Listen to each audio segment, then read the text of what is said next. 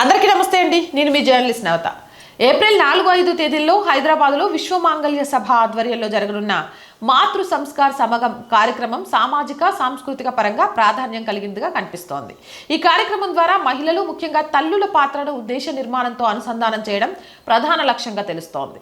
మాతృశక్తిపై ప్రత్యేక దృష్టి ఈ సమ్మేళనం యొక్క ముఖ్య ఉద్దేశం. మాతృత్వంని కేవలం కుటుంబానికి పరిమితం కాకుండా సమాజ నిర్మాణ శక్తిగా చూపించే ప్రయత్నం చేస్తుంది. తల్లుల ద్వారా సంస్కృతి విలువలు తదుపరి తరాలకు చేరుతాయని భావనపై ఈ కార్యక్రమం నిలబడి ఉంది.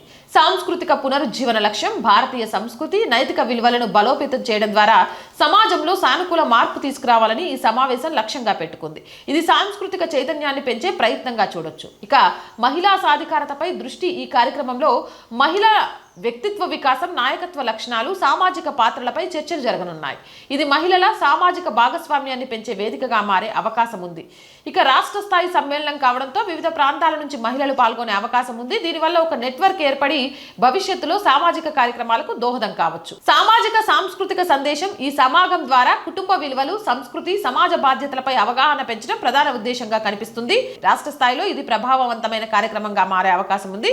కావున పెద్ద ఎత్తున మహిళలు ఈ కార్యక్రమానికి హాజరు కావాల్సిందిగా కోరుకుంటున్నాం. జై హింద్, జై భారత్.